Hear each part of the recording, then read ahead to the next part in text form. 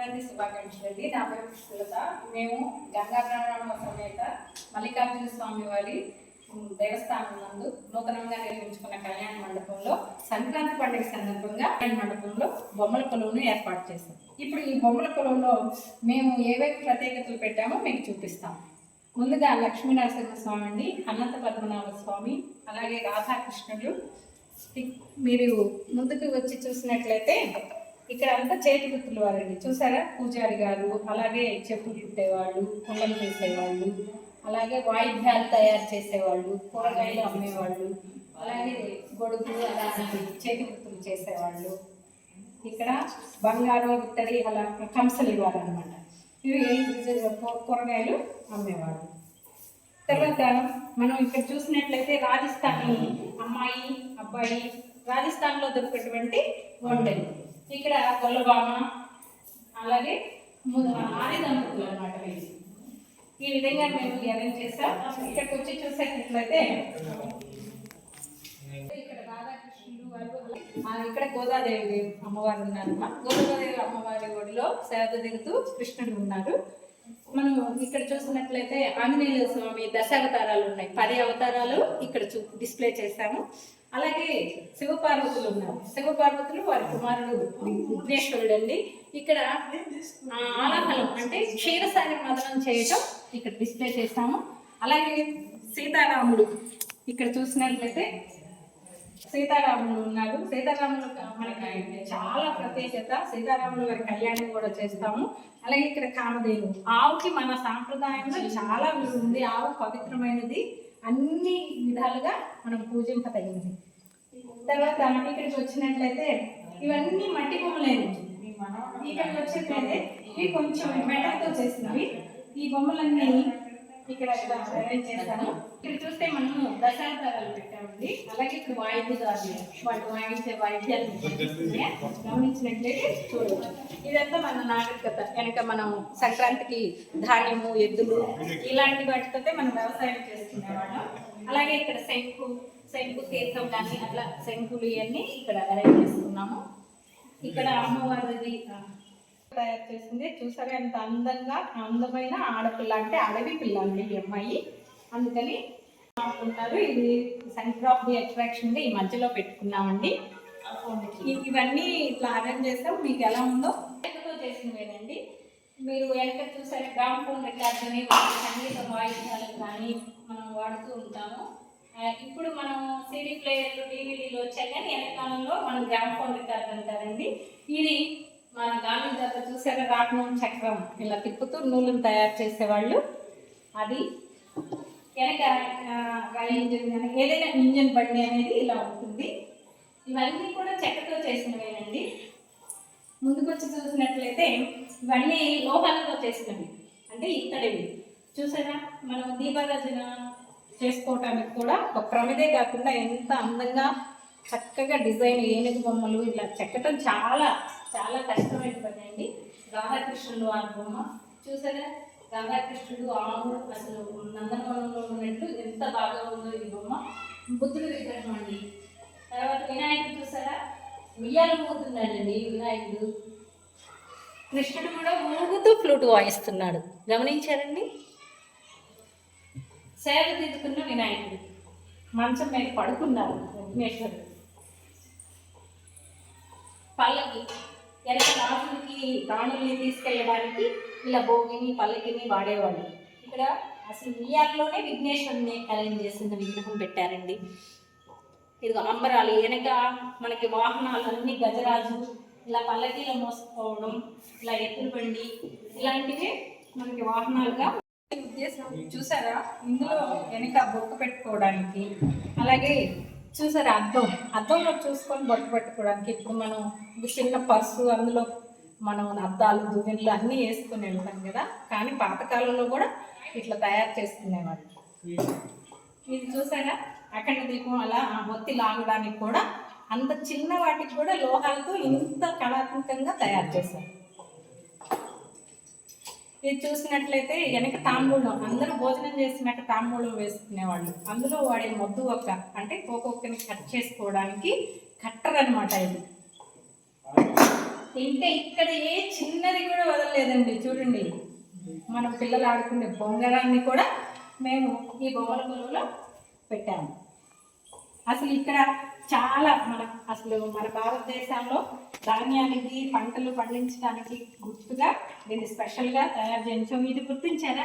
వెనక మన మండలంలో వెళ్ళి ఇల్లు ఉండేటప్పుడు ఇలాంటివి మన దర్వాజాల మీద అలాగా పెట్టుకునేవాళ్ళు. అది కూడా మేము ఇక్కడ అరేంజ్ చేసుకున్నామండి.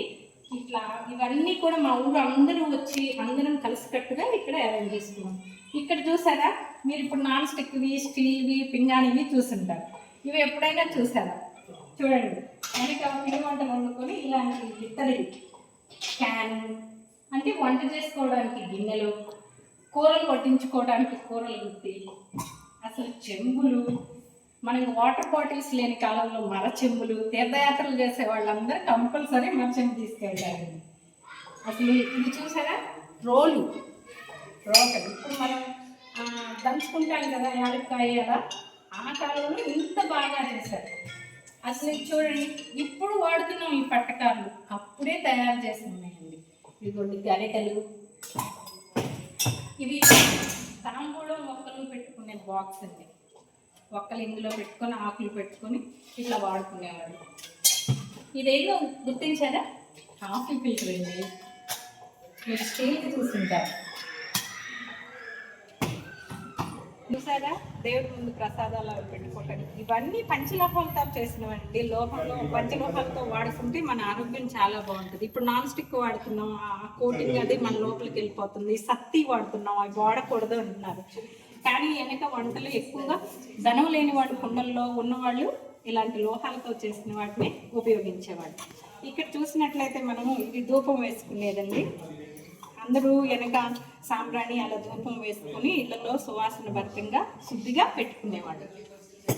అసలు ఇది ఎవరైనా మీరు ఎక్స్పెక్ట్ చేస్తారేమో. చూడండి, దీని గురించి మీరు చెప్పగలరా?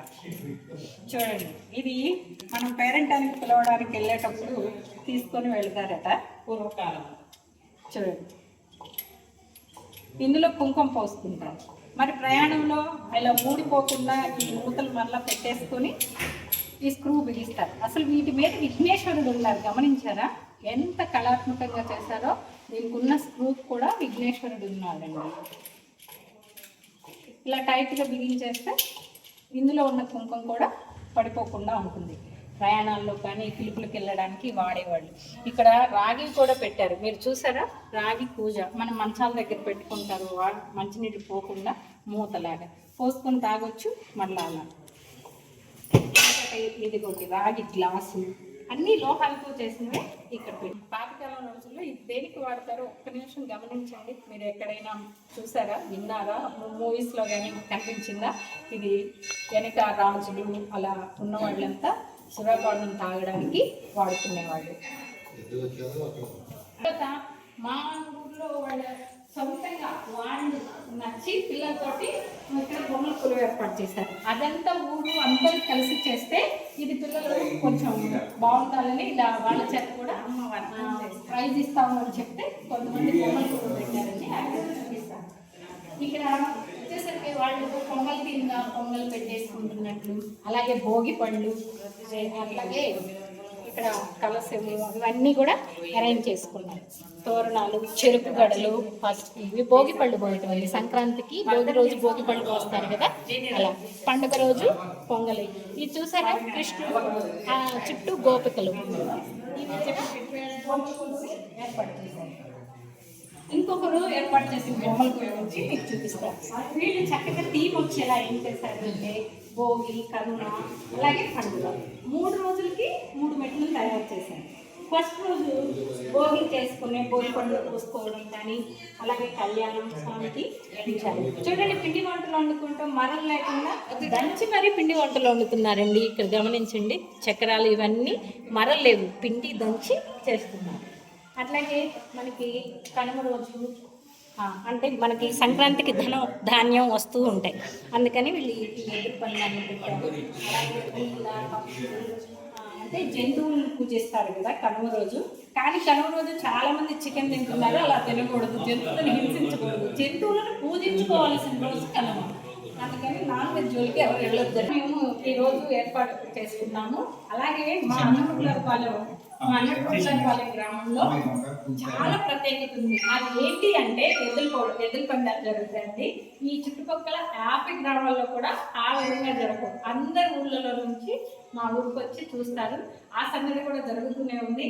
ఆ ఎద్దుల పందాలు ఒకవైపు జరుగుతున్నాయి, ఒకవైపు ఇలాంటి కార్యక్రమాలు చేస్తున్నారు. అలాగే రేపు భోగి, ఎల్లుండి పండుగ, కనుమ ఉంటాయి. అలాగే పండుగ రోజు మాకు దేవుని ఉదయం ఉపయోగించి సాయంత్రం తెప్పొచ్చు. మేము రేపు అందరూ ముక్కులు పోటీలు ఉన్నాయండో, ఆడవాళ్ళకి మర్చిపోకుండా రండి. ఎక్కడున్నా రావచ్చు మా ముక్కుల పోటీకి. ఏ ఊరి వాళ్ళైనా వచ్చి పాల్గొనవచ్చు. రేపు ముగ్గుల పోటీలు ఉన్నాయండి. ఉదయం మీరు వచ్చి నేమ్ నమోదు చేసుకున్నట్లయితే సాయంత్రం 3 గంటలకు ముగ్గుల పోటీలు ఉన్నాయి. తప్పకుండా రండి. పండుగ రోజు మా రామాలయంలో అలాగే మా శివాలయంలో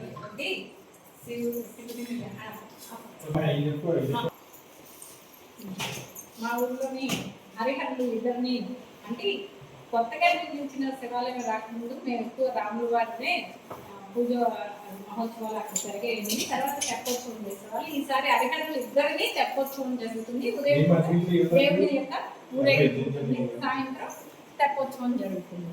మీరందరూ రేపు సాయంత్రం తప్పకుండా వచ్చి ముగ్గుల పోటీలో పాల్గొనవచ్చు. పండుగ రోజు కార్యక్రమాలు అవి. మీ అందరికీ సంక్రాంతి శుభాకాంక్షలు అండి. పాల్గొంటే మాకు ఎంతో సంతోషం. మా కార్యక్రమాలను కూడా జయప్రదం చేయండి. నమస్కారం.